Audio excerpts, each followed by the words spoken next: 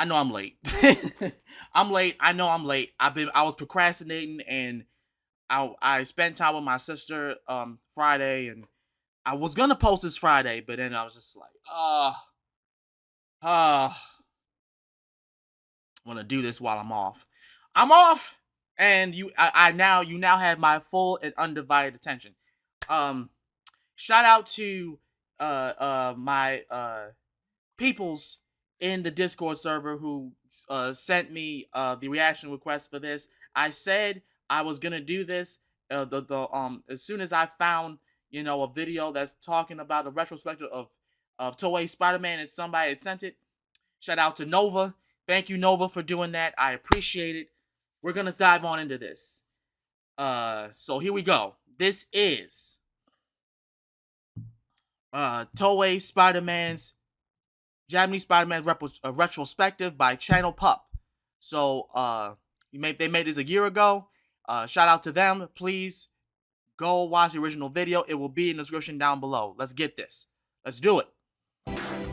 Hi, what's up? I'm Channel Pup, the mascot for the level-headed fanboy. Welcome to an extraordinary chapter of the Spider-Man TV show retrospective, as we wade through the fascinating world of the 1978 Japanese Toei Spider-Man tokusatsu series. Hello?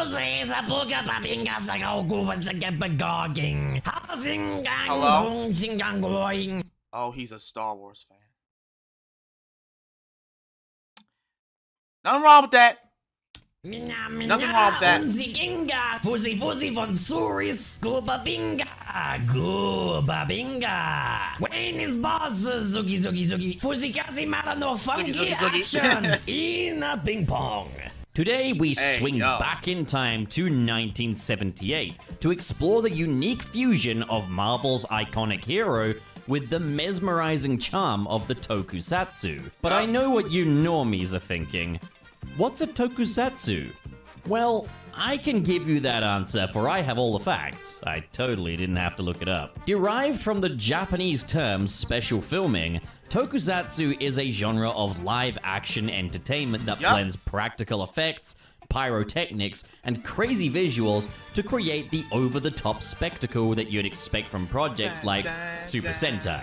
Whether it's rubber-suited monsters, space battles, or risky stunts, tokusatsu is basically Japanese filmmaking that goes relentlessly hard on ridiculous spectacle. For Toei's Spider-Man, the tokusatsu genre broke new ground as it took on the challenge of adapting a beloved Marvel character. That's right. The fusion of Marvel's iconic superhero with the over-the-top creativity of Spider-Man tokusatsu brought an incredibly out-there take on Spider-Man, who would go on to achieve cult classic status, eclipsing his USA live-action counterpart. Now, see, what's crazy is that after I had watched Toei Spider-Man to its completion, I wanted to see what the other side was like, and honestly, it didn't hit the same. It's like you said, Toei Spider-Man completely eclipsed this.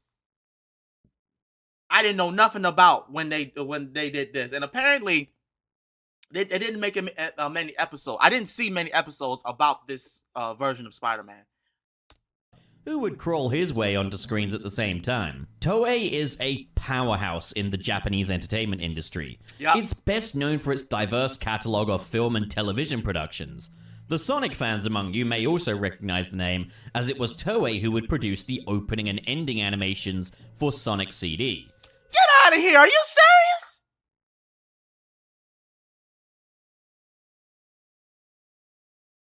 For those of you who don't understand, Sonic CD is great. People don't understand. Around the time when they created that and they made the OVA, that was one of those peak Sonic moments. Like, you had to be there to like really appreciate Sonic CD, the Sonic CD animation. Founded in 1949, Toei forged a legacy in the entertainment industry, producing a vast array of iconic characters and series that have left a lasting impact on pop culture. They're best known for projects like Dragon Ball, Power Rangers, Sailor Moon, and Shin Kamen Rider. And with Marvel venturing into new territory with their licensing, Toei's reputation for larger-than-life stories made them a compelling production company to bring Spider-Man to the Japanese market.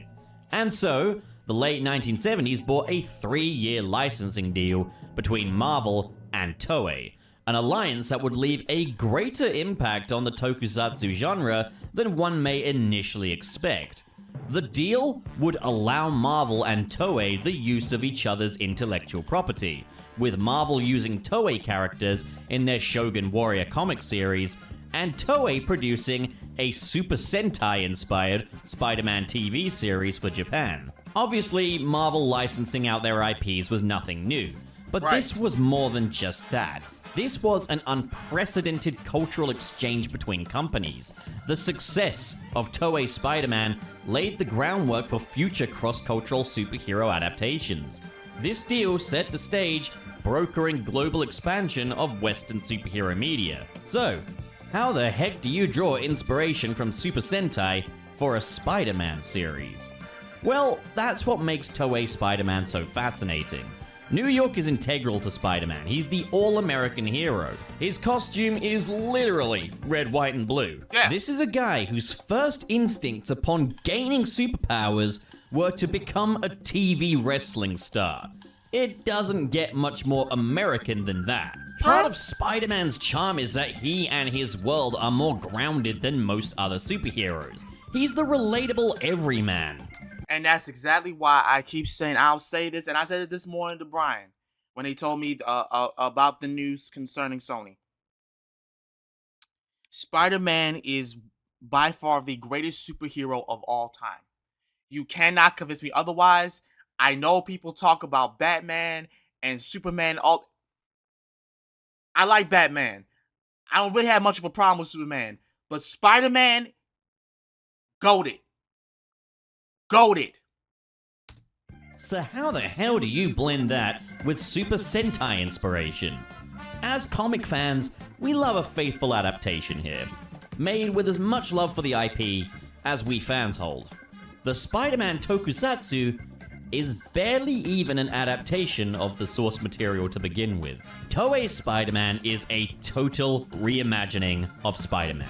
For starters, in this series, Spider-Man does not face off against any of his iconic enemies. I'm gonna fucking vomit. Okay, admittedly, I didn't expect it from this one, given how outlandish this show is. But so far, across Spidey's TV history, from 1967 to 1978, only Spider-Man 67 seasons 1 and 3 would feature classic Spider-Man villains. Okay, we had Kingpin for one episode in season 2, but to that end, I don't even know if I can consider season 3 as new content, given that 99% of the classic villain appearances are just sliced from previous episodes. Between that, the Electric Company, the Amazing Spider-Man CBS series, and now this, there's a clear neglect for Spidey's classic enemies, but we'll talk more about that later, as this show doesn't just omit the classic Spider-Man villains, it omits the entire cast. Even Peter Parker. This is a complete, from the ground up, recreation of Spider-Man made to appeal to Japanese TV audiences. And it was absolutely great. And I love that they did that, and they didn't try to create a Peter Parker copy. This is not a Peter Parker. This man has his own name, his own story. I love it. I love it. It's especially interesting given that they left Spider-Man's appearance alone. The costume isn't too dissimilar from the one that Nicholas Hammond will have worn on the CBS Spider-Man series. The key difference here being his chunky wrist bracelet and the fact that he no longer has those disc-shaped T-strainer eyes. Instead, he's got these sparkly Ditko-looking eyes, and it has to be said, it looks a lot better. Wearing the red and blue this time is Takuya Yamashiro, our new Toei Spider-Man. The choice to create a new, unique character like Takuya, rather than directly adapting Peter Parker, was actually kinda a great decision by Toei in retrospect. It allowed the writers to get really creative with Spider-Man, meaning that there's no betrayal to that original Peter Parker character with the changes made. Exactly. Instead, Japan gets his very own Spider-Man, and I think that's just great. Yeah. The idea of different Spider people representing different cultures is one that's only gotten more popular in recent years. We've got our Spider-Man of Queens in Peter Parker, our Spider-Man of Brooklyn with Miles Morales, and in spite of all sharing the same mantle, they are their own characters, their own personalities that would take on the mantle. Yeah. And recent projects like Into the Spider-Verse and Across the Spider-Verse have only solidified this philosophy further. Which is unfortunate because they just pushed. They pushed back part 2 even further. Now it's not even coming out 2025.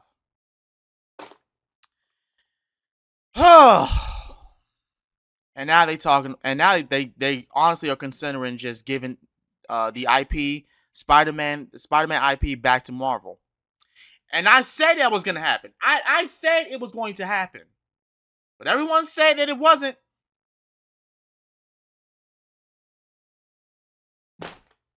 It's their own fault.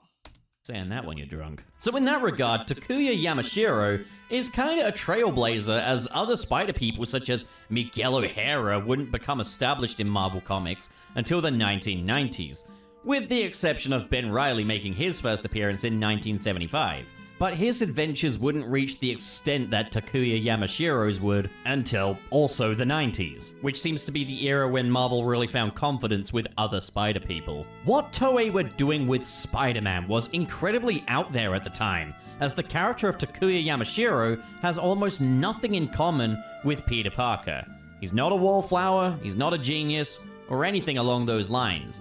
Instead, our protagonist draws more inspiration from other popular Toei properties, such as Kamen Rider, in that Takuya is a motocross rider. Unlike Peter, he's at odds with his scientific parental background. His story begins with his astrophysicist father, Dr. Hiroshi Yamashiro, calling upon the assistance of Takuya, his sister Shinko, and photographer Hitomi Sakuma to investigate the site of a crashed vessel. However, Takuya is otherwise engaged with a big race. Hiroshi is supportive of Takuya's choice, with the proviso that he wins said race. However, Takuya doesn't stay focused on his racing for long, as a voice in his head calls to him, leading him to the crash site, where Shinko tells Takuya that their father has been attacked. Professor Monster viewed Professor Hiroshi as a threat and had him killed. So Takuya rushes to his ailing father's side, and in his dying breath, Hiroshi tells Takuya of unknown forces invading the Earth in secret. A secret invasion, if you will, except I watched it. He makes Takuya swear to continue his work and save the world. Bit much to ask of a guy, but hey ho, I guess the fate of the world is at stake.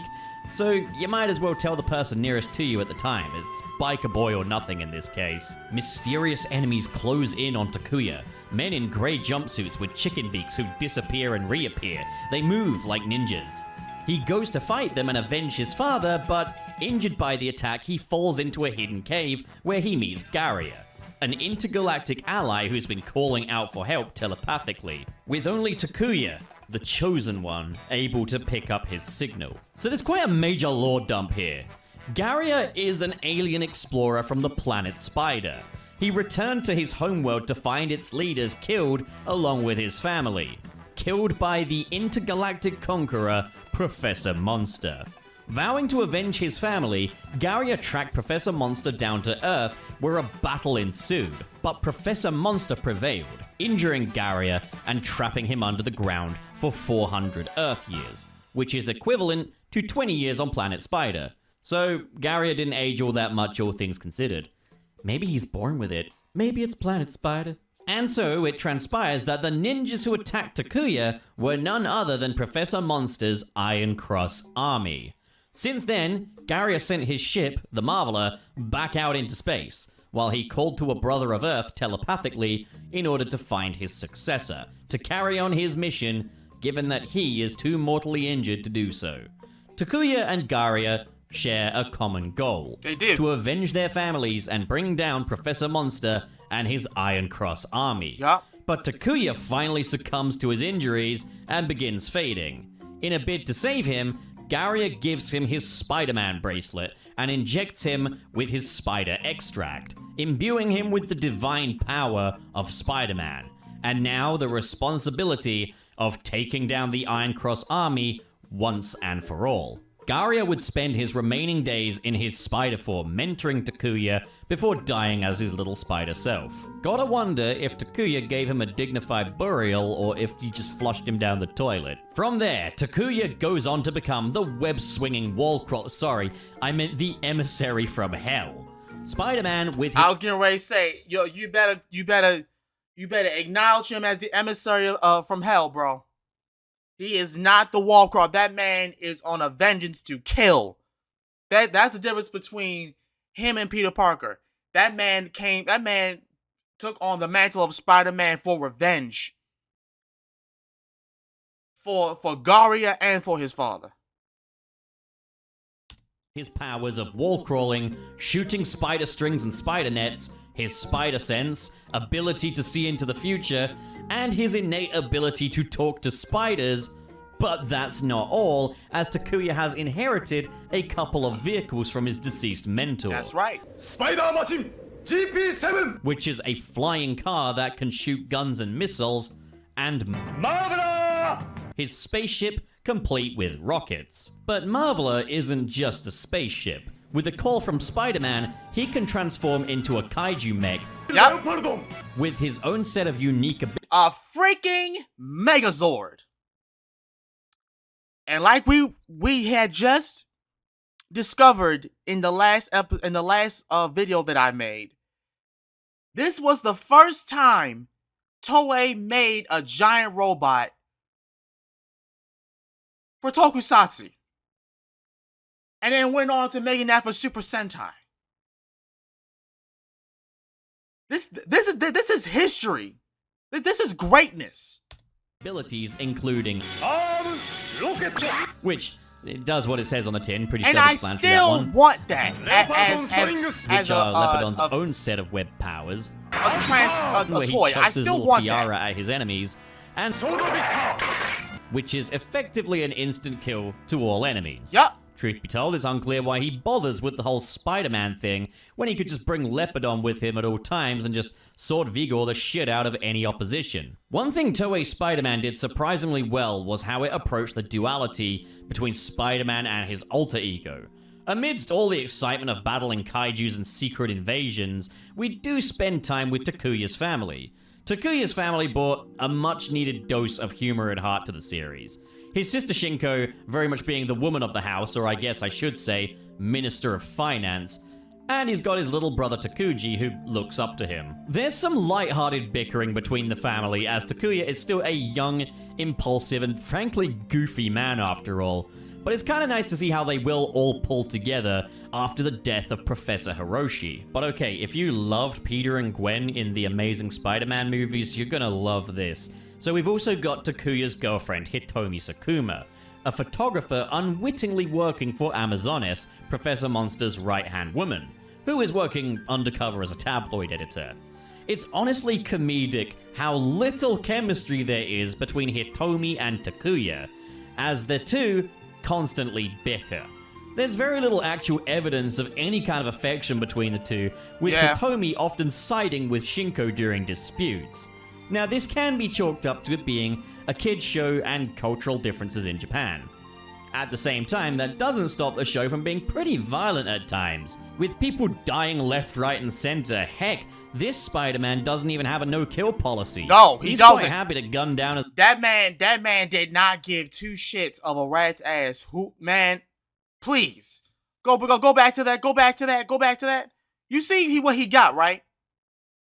That man, come on. Happy to gun down as many Iron Cross members as he can. Now, as mentioned before, we don't get comic book villains. And it does make sense, given that we don't even get comic Spider-Man here. But I think you could also make that work in a similar way to Spider-Man in this show. Sure, Peter Parker isn't here, but he's still wearing the red and blue. He's still shooting webs and climbing walls. So theoretically, it'd be cool to see a Japanese reinterpretation of characters like Green Goblin and Doc Ock, but alas, it wasn't meant to be. We instead have the Iron Cross Army, who generally consist of cannon fodder. They like to make their presence known with their disappearing and reappearing tricks, and yes, they are a threat, but they're also comedic foils too, as they're depicted as a bit goofy and cowardly, and they make silly noises. They also have chicken beaks. Then in charge, we have Professor Monster, pulling strings behind the scenes as he creates his machine bems to take over the world. The machine bems consist of various different Monster of the Week characters, and are generally people or creatures that Professor... Yeah, it's basically a Monster of the Week thing. Honestly, honestly, in my honest opinion, I don't think the villains in the comic would fit in this sense. Like, I get it. It would be cool to have a Japanese version of, like, Rhino, Green Goblin, Electro. It doesn't fit.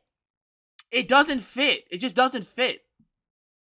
Monster has cruelly experimented on. Then there's his second-in-command, Amazones, who operates in a more hands-on fashion as she commands the Iron Cross Army and spies on Takuya in a bid to determine Spider-Man's secret identity. Also, she kinda bad though, hear me out. So after the death of Gary... No, facts though. Facts though. Like, you can't deny this. You cannot deny it, bro. Like, come on. Hear me out. So after the death of Garia, the show becomes super formulaic from episode to episode. Professor Monster hatches up some crackpot plan to lure Spider-Man out and defeat him. Takuya has to drop whatever he's doing and look like an asshole to his family, goes rushing in, does some poses and announces himself as the emissary from hell, or maybe sometimes he'll vary it up a little. This is truly the most relatable Spider-Man. He's just like me. It turns out it's a trap, so he fights off the Iron Cross Army before one of Professor Monster's machine bems rocks up to cause trouble. It grows to kaiju size, so Spider-Man calls upon Leopardon to take down the kaiju. Some blows get traded before he finally uses Sword Vigor, and the machine bem is defeated. And Takuya goes home to brood about how he'll never know peace until his father and Gaara are avenged. Yep. There, I basically explained every episode of the show. Generally, it's super digestible as well. Yep. Episodes run at only 20 minutes, and there's a lot of narration just to re-establish deeper lore for first-time viewers, or sometimes give necessary context to certain character moments because the 20-minute runtime doesn't allow the filmmakers to really show it. One example of this is when Takuya and Junko are commemorating their fallen friend Yasuki at sea, and the narrator chimes in to let us know Yasuki loved nature, so this is appropriate. It's pretty lazy, but it's a means of keeping to the 20-minute time slot, and hey, it makes everything incredibly easy to keep track of. Sure, the pilot dumps a lot of lore on the viewer, but everything is nicely clarified in the second episode. Listen.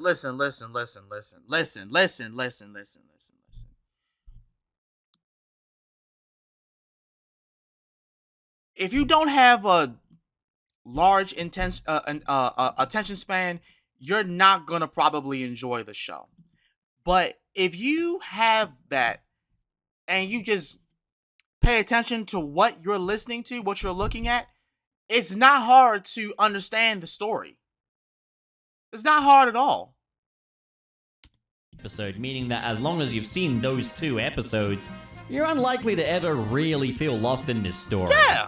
While there is a continuous narrative of Spider-Man seeking vengeance for his father and Garia, wanting to kill Professor Monster, episodes are pretty self-contained, and you don't really have to watch all of them to get the important story stuff. And heck, you can watch most of this in any order. The only episodes that I would consider essential viewing to get the overall story are the first 2 and then the finale. But why keep to just the essentials? With that being said, I would like to talk about a few of my personal favorite episodes. Episode 3, Phantom Thief 001 versus Spider-Man. Oh yeah, that was crazy. If you enjoy Amazing Spider-Man 13 for its story of an imposter Spider-Man, well, Phantom Thief 001 vs. Spider-Man is basically one of these stories. Yeah. A robber known as the Phantom Thief is captured by Professor Monster and hypnotized into impersonating Spider-Man, and is then used as a trap to lure in Spider-Man and have him killed by Machine Bem Genyuchu, a creature with the power to blind Spider-Man for short periods of time. Episode 4, yeah, get ready, there's a lot of consecutive episodes I really enjoyed. The Terrifying Half-Merman. Professor Monster's latest machine beam terrorizes Hitomi at the harbor, luring in Spider-Man. But as the emissary from hell tracks the merman, he finds himself trapped in a cage with it, forced to fight. The fight is surprisingly intense. It's worth watching for that alone, but also the first time Spider-Man and Professor Monster meet face to face. Yeah, I like this. I like that episode. Gets a little nuts though, with a concept that's incredibly difficult to explain, but basically, Professor Monster has created a computer program to determine Spider-Man's fate and present it to him via nightmares. I think that's how that works.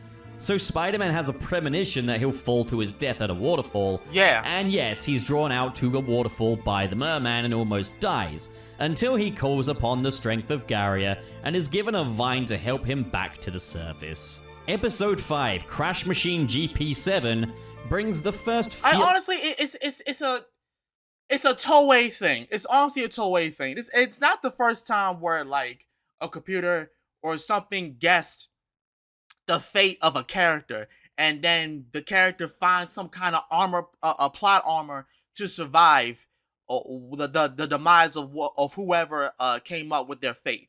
It's not a crazy thing to understand. It's happened a lot.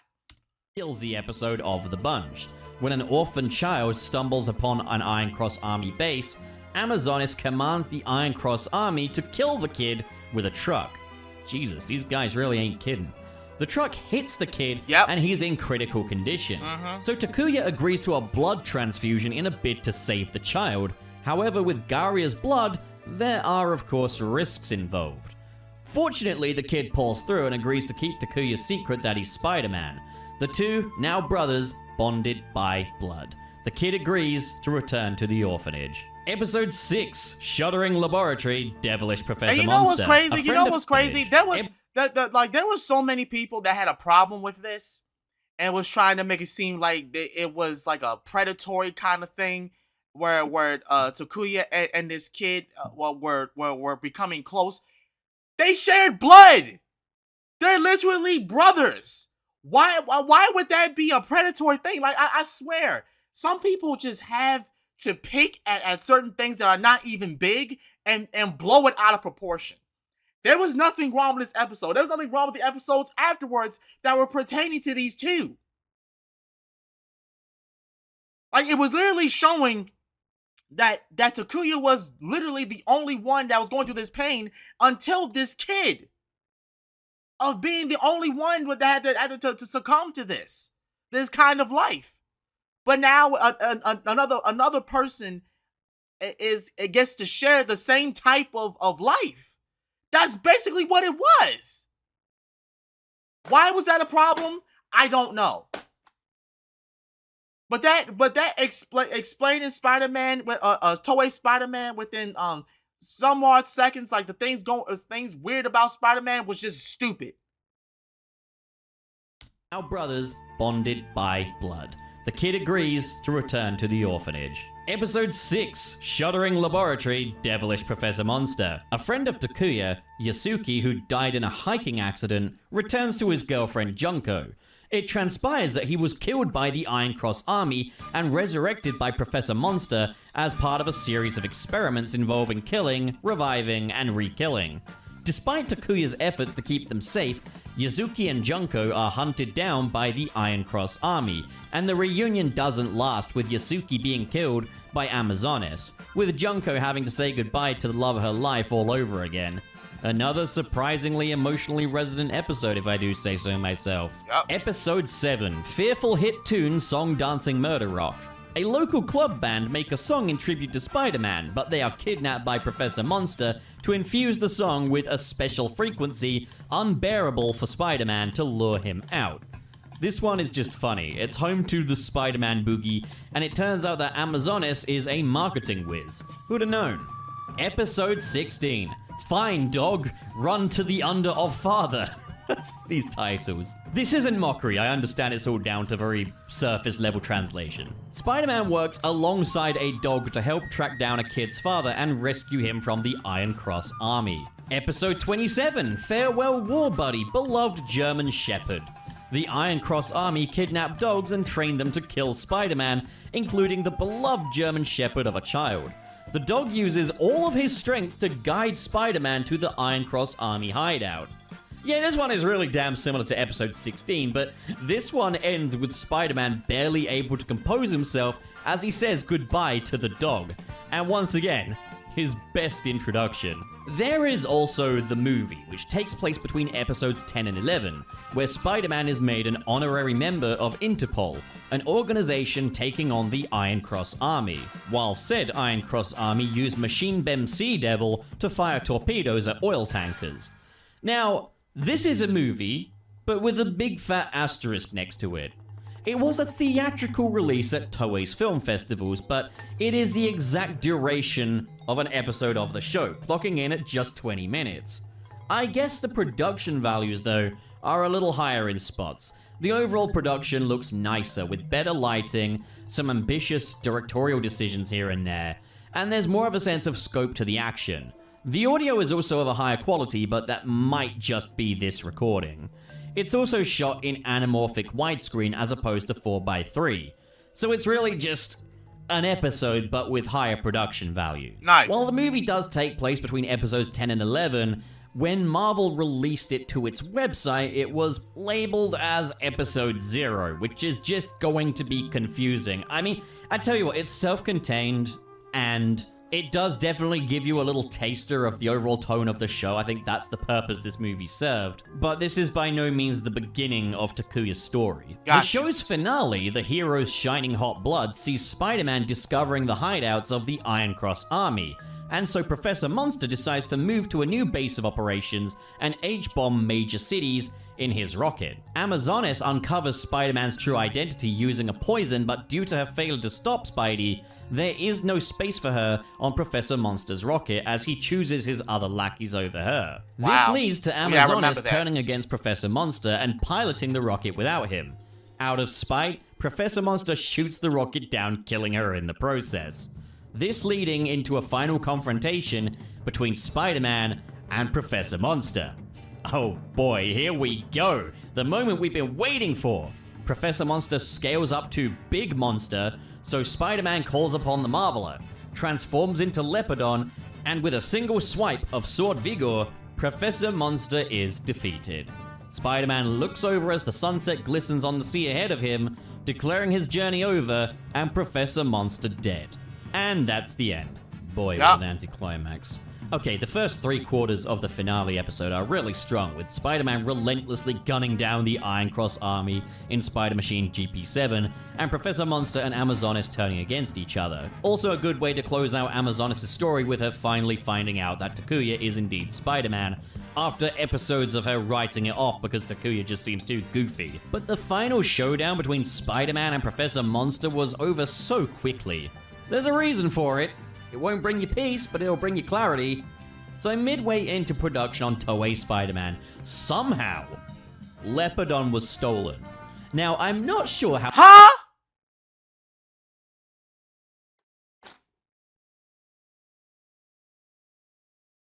What? Why was somebody...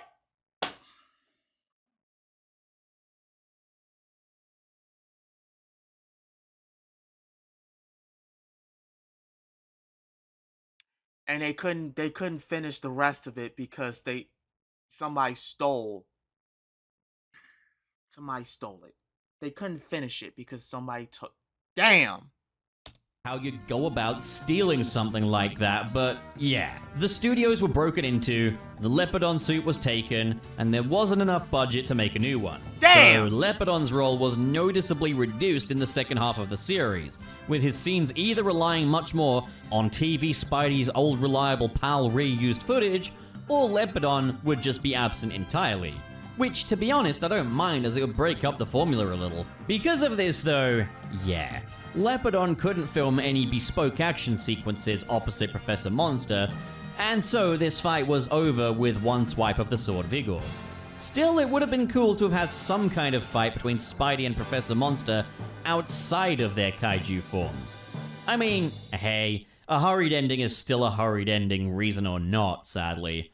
And with the runtime, there was just no time to see what Spider-Man would get up to after the death of Professor Monster. So, is that it? That's the end of Toei Spidey? Are his days as the Iron Cross Killer now over? While there's no kind of epilogue in the show, this wasn't the last we'd see of the Emissary from Hell. Unlike the 1977 Spider-Man TV series from the USA, Toei Spider-Man wouldn't be immediately buried following the end of the show, as he'd go on to feature in various different comics with the first Spider-Verse event featuring the return of Takuya Yamashiro, brought in by Peter and Otto as an ace in the hole with Leopardon to take down the Inheritors. But just as he's about to sword vigor, he's destroyed by the father of the Inheritors.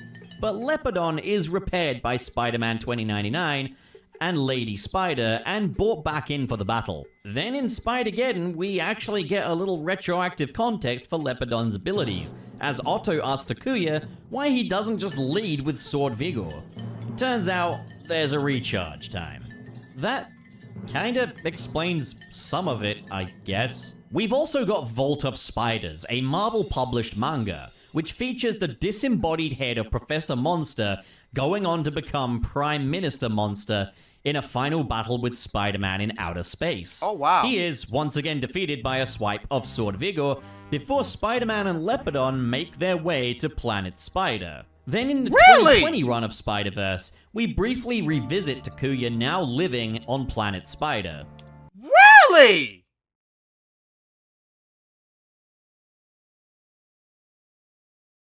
He just leaves Earth? Wow! Wait, did he just leave his family and Hitomi behind? Probably for the best, they were always bickering. You're better off without him. Also, a bit of a footnote here, but Leopardon was in Ready Player One. He was? Not in the film, but the novel it's based on. In the film, his role is instead filled by the Iron Giant, possibly due to rights issues with the Toei company. Today, Toei Spider-Man isn't available to stream anywhere officially, which is especially bizarre as it was made available on the official Marvel website in 2009 before being removed in 2015. Once again, the Internet Archive picks up the slack.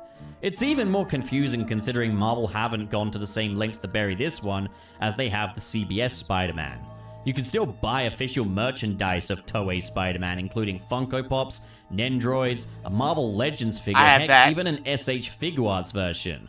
So it's especially confusing as to why we can't actually, you know, watch the show. Right. Officially, anyway. Alright, so let's take a moment to just say, I know that this has been a lot for you to process. Not for me. I kind of knew a lot of it. But I didn't know that, like, he left Earth. I didn't know that. That part I did not know. Hell was all that about?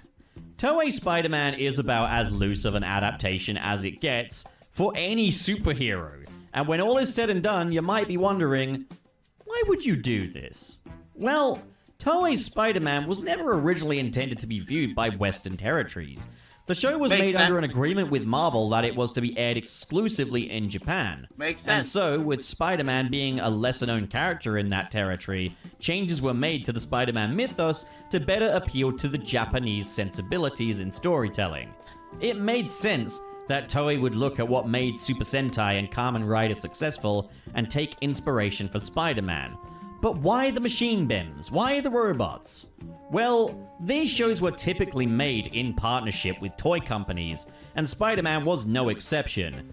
Due to licensing issues, they couldn't produce toys of Spider-Man or any Spider-Man characters, but they could produce toys of Leopardon. Speaking of Leopardon, Spider-Man was home to some of the earliest instances of giant transforming robots in the tokusatsu genre. He had paved the way for the Megazords of the Super Sentai series, and even Transformers. Yes, you heard that right. Even Transformers? Even Transformers. That is wild. So you're saying without, if that did not happen, if Leopardon didn't happen, we wouldn't get the inspiration from Transformers for Transformers? Huh? Without Marvel transforming into Leopardon, we might not have Optimus Prime and Bumblebee. That is crazy! Japanese Spider-Man has a surprising legacy in the world of boyish entertainment. The reality is, it was a balancing act between bringing a Marvel IP to the Japanese market and ensuring profitability, so it did make sense that they'd take this direction. What we end up with is a fascinating Elseworld story. That is as crazy as this interpretation of Spider-Man is, in some ways I feel it captures the spirit of the Spider-Man comics maybe even more so than the CBS version. Sure, in that show we have Peter Parker, New York and the Daily Bugle, but with Toei Spider-Man, coincidental or not, we still have the death of the father figure, which we don't have in the CBS version, as Uncle Max died off screen when Peter Parker was young. Sure, Takuya isn't a scientist, but he does come from a scientific background, with his father being an astrophysicist. He's not a photographer, but Hitomi is. And I definitely got more of a sense for the burden of responsibility that comes with being Spider-Man. Him being the only one who can take on the Iron Cross army while the rest of the world is defenseless against them. It also has much more of the spectacle that I would expect from Spider-Man. And unlike the CBS show, Stan Lee actually liked this version, despite other Marvel executives not really approving of it. And that's all that matters. Fuck the other... Fuck them. Shit, they're the reason why Spider-Man got lost to Marvel in the first place. Fuck them. If you're expecting high-quality storytelling, don't. Toei's Spider-Man is about as intellectually stimulating as Power Rangers, and barely... And there's nothing wrong with that. There's nothing wrong with that. Who cares about intellectual stuff? It's good. It's goated. It's great. That's all we need to know. Makes any sense half of the time. If you're expecting a faithful adaptation of Spider-Man, get out of here with that. Get out of here. Okay, the costume is pretty much a perfect low-budget translation of the Spider-Man costume, but that's really where similarities start and end. It's an Elseworld story at best, a complete bastardization at worst. But if there's one thing this show succeeds at, it's being entertaining. Yes. With flying colors, Toei Spider-Man is pure entertainment, full of campy charm, over-the-top, low-budget action. Facts. And it's a show where its heart is absolutely in the right place, making it tremendously endearing. You can tell everyone involved in this was trying to make this the best show they possibly could. And it was. Toei Spider-Man was a huge success. It was a huge success. You cannot say that it wasn't. It was. Yamashiro's portrayal by actor Shinji Todo made him an endearing protagonist. He's a total goofball, but he also does a great job showcasing the journey of a man on a revenge quest burdened with destiny. Furthermore, the supporting cast are all solid as well, as far as I can understand anyway. I don't know, maybe someone who speaks Japanese will come to me and tell me the line delivery is bad. I wouldn't know. I just like it when he screams Marveler. Now again, it's hard for me to really criticize any of the dialogue given that there's no officially translated version of Toei Spider-Man, so to speak. So the subtitles aren't reworked or anything, they're just very direct translations, which can lead to some oddly hilarious yet oddly harsh interactions.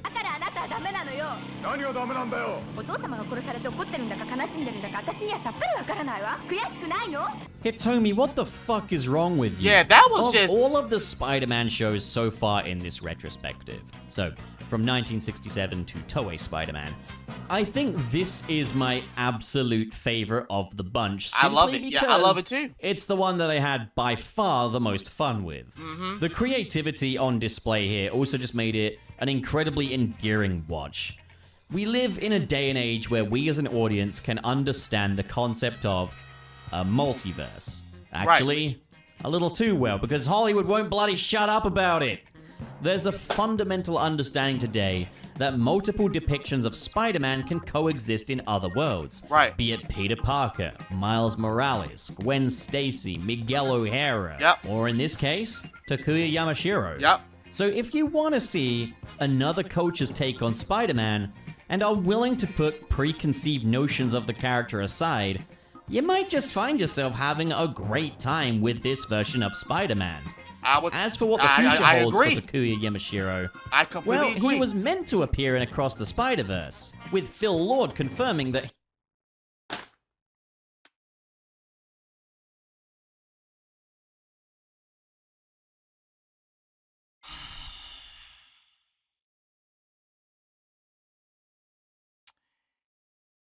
And now we know why it probably now we know why it's getting reworked and it's not coming out in 2025.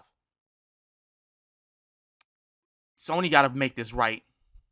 They gotta make this right, because if Toei Spider-Man, if Takuya is not in the part 2, I will have a problem. He was designed for the film. But Across the Spider-Verse is out now, and Takuya Yamashiro failed to materialize. I'm hoping that they're saving him for bigger things in Beyond the Spider-Verse. But there is also every possibility that maybe they just couldn't get the rights from Toei. Time will tell, but I'm really hoping to see him in Beyond the Spider-Verse. I certainly think it's more likely than seeing the Nicholas Hammond Spider-Man return, which is also a damn shame because I'd really like to see a return of that version of the character too. Marvel have a weird tendency of burying these versions of Spider-Man, yet for Takuya Yamashiro, it's a weird halfway point in that he gets merchandise, yet the show is just nowhere to legally watch. Heck, in 2020, the first episode of Disney Plus's Marvel 616 series was all about the Japanese Spider-Man. Get out of here! Get out of here! So what happened, Disney? What happened, Disney? Because I didn't see it on there. It would have made some great material for me to reference in this video, but annoyingly, Marvel 616 was removed from the streaming service, so I wasn't able to watch it. Because